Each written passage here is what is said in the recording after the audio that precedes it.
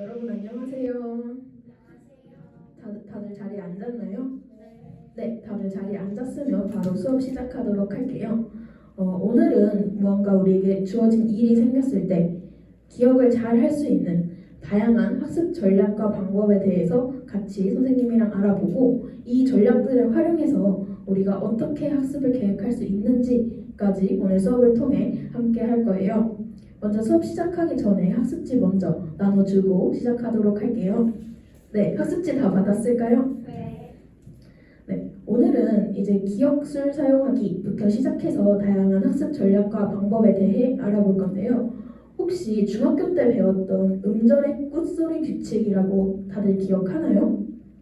아니요. 고등학교 때는 7종성법이라고도 배우는데 이 7종성법에 속하는 기억, 니은, 디귿, 리을, 미음, 비읍, 이음 이 자음 7개를 아마 가느다란 물방울이라고 해서 다들 외웠을 거예요. 혹시 이렇게 알려주면 다들 기억을 할까요?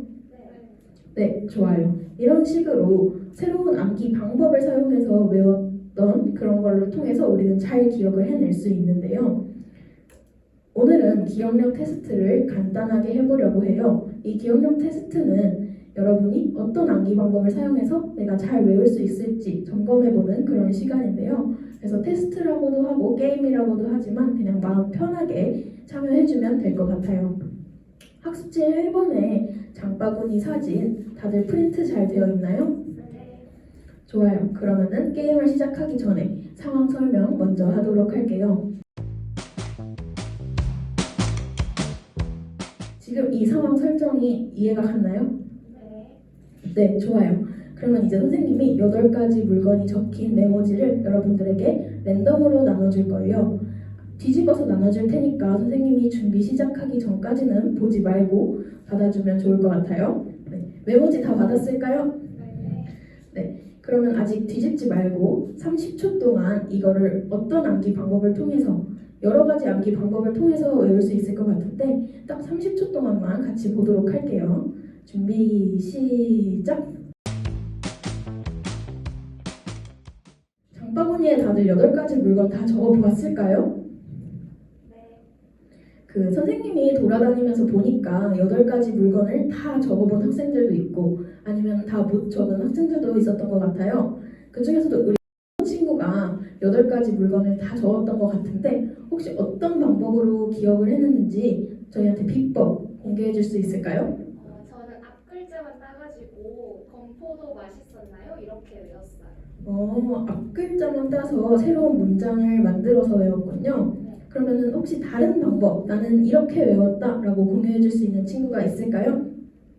네, 좋아요. 친구. 저는 다 못 외우긴 했는데 기억나는 걸 일단 이미지를 기억해내서 외웠어요.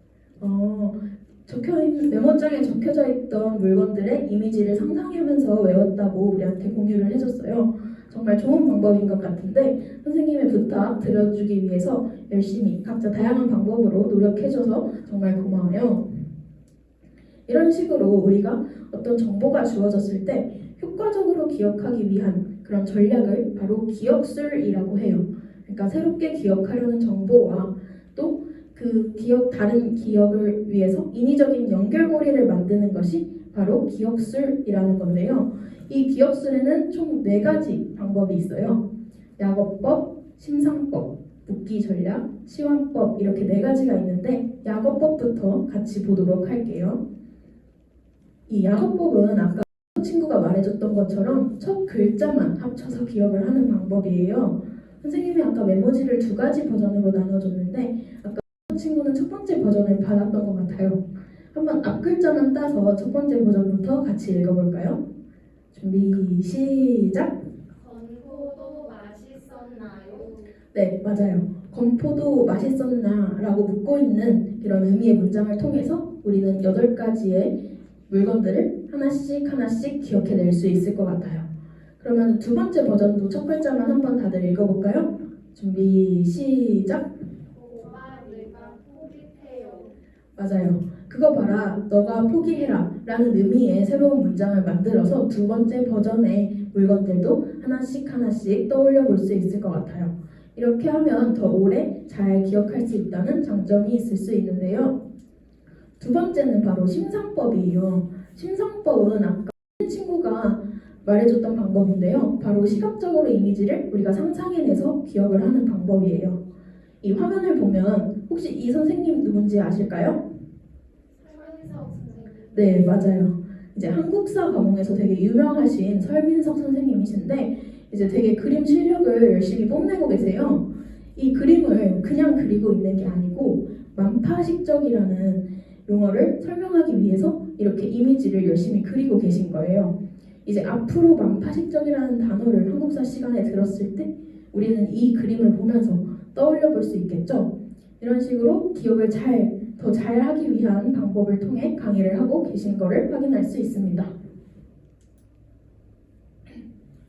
네, 다음으로는 묻기 전략인데요. 우리가 8가지를 한 번에 외우는 것보다 규칙이나 혹은 의미에 따라서 묶어서 기억하는 방법이 있을 수 있어요. 먼저 첫 번째 버전으로 나눠줬던 선생님의 물건들 한번 볼게요. 건전지, 도자기, 마스크, 시계, 선크림, 나무 그릇 이렇게 그냥 물건으로 묶을 수 있고 포도, 요구르트 이렇게 음식으로 따로 묶어볼 수 있을 것 같아요. 그러면 두 번째 버전은 고무줄, 네모상자, 가위, 포스트잇, 깃발 이렇게 물건으로 묶을 수 있고 바나나 우유, 해바라기 씨, 요구르트 이렇게 3개를 음식으로 묶어볼 수 있을 것 같아요. 아무래도 8가지를 한 번에 기억하려고 하다가 보면은 머리에 한계가 와가지고 앞에 있는 거를 놓치거나 뒤로 갈수록 더욱더 어려워지는 그런 한계를 경험할 수 있는데요. 이런 식으로 6개, 2개 혹은 5개, 3개씩 나눠서 외우다 보면 좀 더 쉽게 우리가 기억을 할 수 있을 것 같아요. 마지막 기억술의 전략은 바로 치환법인데요. 우리 1월부터 12월까지 각각의 일수를 다 한 번에 기억하고 있나요? 그쵸? 보통은 잘 생각이 안 나는 경우가 많은데 우리 두 주먹 한번 손등이 보이게 접을까요? 이 왼쪽부터 튀어나와 있는 부분이 1월이라고 생각하고 들어가 있는 부분이 2월, 다시 튀어나온 부분이 3월 이렇게 생각해서 순서대로 12월까지 세어보면 되는데 이제 보통 튀어나와 있는 부분이 31일, 들어가 있는 부분이 30일이라고 생각해주면 돼요. 그 중에서도 2월은 조금 예외적으로 28일과 29일이 있다라고 따로 외워주면 될 것 같아요. 이런 식으로 우리가 앞으로 7월은 며칠일로 구성되어 있어? 라고 물어봤을 때 다 주먹을 이렇게 쥐어서 확인할 수 있겠죠? 이런 식으로 추상적인 거를 우리가 주먹이라는 구체적인 사물로 바꿔서 기억하는 방법을 바로 치환법이라고 기억해주면 좋을 것 같아요. 지금까지는 기억술 4가지 방법에 대해서 같이 알아봤는데 그냥 새로운 정보를 우리가 받아들였을 때 이걸 그냥 기계적으로 외우려고 하다 보면은 머리가 더 복잡해지고 더 힘들어질 수가 있어요. 그럴 때 우리가 해야 할 게 바로 사전 지식을 불러오고 정교화를 하는 일인데 한번 지금부터 이거와 관련해서 같이 이야기를 나눠보도록 할게요. 여러분 혹시 우리 학교 3학년 언니 오빠들이 졸업 앨범 어디로 촬영하러 가는지 알고 있나요? 노작공원이요. 맞아요. 노작공원은 우리 학교에서 차로 10분밖에 안 걸려서 보통 졸업 앨범으로 매년 찍으러 가는 곳이기도 하고 여러분들도 많이 놀러 가는 곳으로 선생님이 알고 있어요. 이 노작공원은 노작 홍사용 시인의 호를 따서 지은 공원 이름인데요. 혹시 다들 이 사실 알고 있었을까요? 네. 네, 맞아요. 노작공원에 홍사용 시인의 문학관도 있고 또 무덤도 같이 있어서 아마 이 노작공원의 이름이 홍사용 시인의 호를 땄다는 사실을 모르는 학생들은 거의 없을 것 같아요. 이 홍사용 시인은 시인이기도 했지만 3.1운동 당시에 학생 대표로 활동했던 분이기도 한데요. 국어 시간에 이 홍사용 시인을 만났을 때 그리고 역사 시간에 3.1운동을 만났을 때 우리는 가지고 있는 노작공원의 정보를 떠올릴 수 있을 것 같은데 혹시 맞을까요? 네, 좋아요.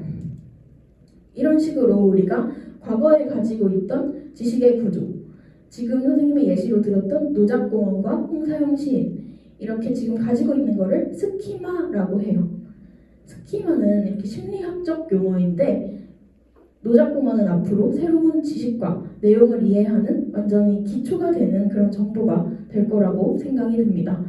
이제 스키마의 활성화라는 거는 노작공원을 떠올리는 과정인데요. 우리가 국어 시간이나 역사 시간에 관련된 내용을 만났을 때 노작공원이 있었지 라고 떠올리는 그 과정을 스키마를 활성화한다 라고 이야기를 한답니다.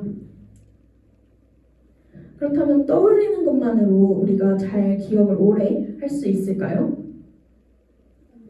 잘 기억하기 위해선 그리고 또 오래 기억하기 위해서는 바로 정교화하는 작업이 필요한데요. 이제 정교화하기라는 거는 우리가 스키마를 활용해서 또 새로운 학습하는 내용을 의미적으로 연결하는 것, 과거에 있는 것과 새로운 것을 의미적으로 연결하는 것을 바로 정교화하기라고 해요. 여기서 의미적으로 연결한다는 거는 뭔가 새로운 학습 개념들을 배울 때 여러 가지 방식으로 표현해 보는 거라고 할 수 있을 것 같아요. 그렇다면 우리가 앞에서도 같이 이야기했던 우리의 사전 지식, 홍사용 시인과 노작공원과 관련해서 정교화하는 방법을 같이 예로 들어보도록 할게요. 앞에 화면에 있는 시는 홍사용 시인의 나는 왕이로소이다 라는 시 중에 일부를 발췌한 건데요. 한번 처음부터 끝까지 같이 읽어보면 좋을 것 같아요. 준비 시작! 네, 좋아요. 그럼 우리가 이제 홍사용 시인의 사전 정보 없이, 사전 지식 없이는 이 눈물의 왕이 뭘까?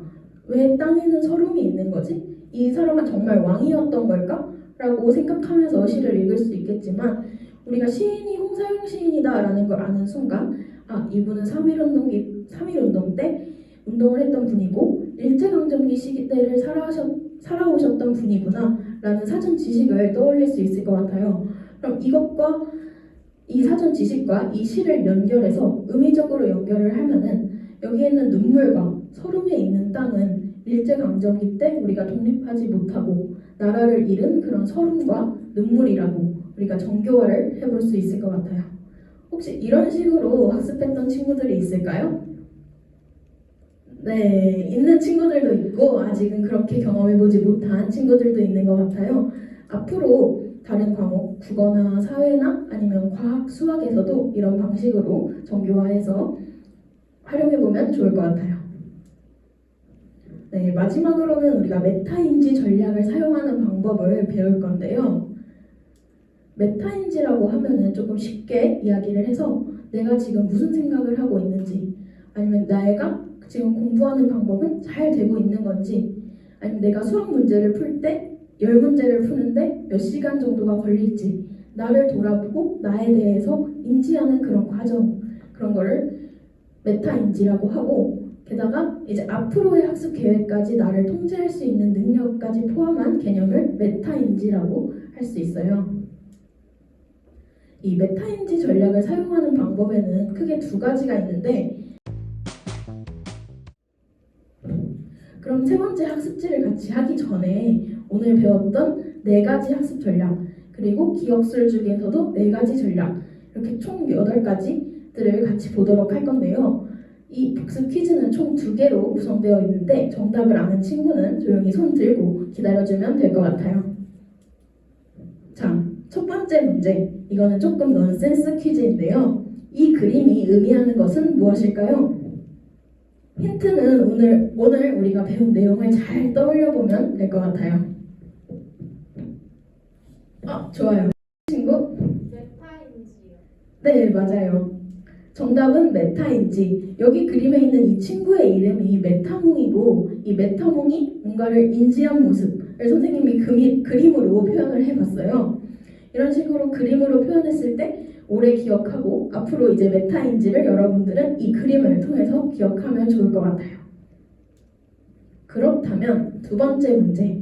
이렇게 이미지를 떠올려서 기억하는 방법이 우리 기억술 중에 하나로 있었는데 그 방법의 이름은 무엇일까요?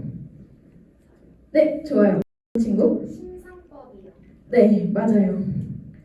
이렇게 그림을 상상해서 외우는 방법을 우리는 심상법이라고 했어요. 혹시 오늘 배운 내용이 조금은 정리가 됐을까요? 네. 좋아요. 그럼 마지막으로 개념도 채우기랑 학습 계획해보는 시간을 선생님이랑 가져볼 건데 학습지 3번 세 번째 학습지 같이 볼게요. 세 번째 학습지 보면은 1번에는 개념도 그리기랑 2번에는 앞으로의 학습 계획을 생각해보는 칸이 있어요. 첫 번째 개념도 그리는 빈칸을 채워 넣어보면서 내가 오늘 배운 선생님이랑 같이 했던 내용을 얼마나 기억하고 있는지, 얼마나 이해하고 있는지 확인하고 되돌아보는 시간을 가져보면 좋을 것 같아요. 그러고 나서 두 번째 학습지에서는 이제 지금까지 학습 전략과 비교했을 때 오늘 배운 내용, 오늘 이후에 앞으로 어떻게 달라질 것 같은지, 그리고 이거를 다른 과목, 어떤 과목에 내가 적용시켜서 해야겠다는 다짐 혹은 전략 방법 같은 거를 적어주시면 되고, 마지막 세 번째에서는 우리가 오늘의 수업을 되돌아보는 시간, 내가 오늘 발표에 대한 질문은 잘했는지, 대답은 또 잘했는지, 이런 자신의 태도까지 돌아보는 시간을 가져보면 좋을 것 같아요. 한 10분 정도 시간을 줄 건데 한번 빈칸 채워보면 좋을 것 같아요. 다 빈칸 채워봤나요? 네. 네, 모둠별로 한 명씩 대표로 이 학습지 3장 있는 거 예쁘게 걷어서 선생님한테 수업 끝나고 주고 가면 될 것 같고요. 오늘의 과제, 바로 오늘 배운 내용을 다른 교과목에 적용해 보는 건데요. 선생님이 다음 시간에 물론 검사는 하지 않겠지만 뭐 국어라든지 한국사라든지 어떻게 적용할 수 있는지 계속해서 생각하면서 공부를 해보면 좋을 것 같아요. 이렇게 오늘까지 해서 중단원 1단원 선생님이랑 같이 마무리를 했고요. 다음 시간에는 중단원 2단원 교수의 원리와 방법 파트 같이 해보면 좋을 것 같아요. 오늘 이렇게 수업 마무리하도록 할게요. 감사합니다.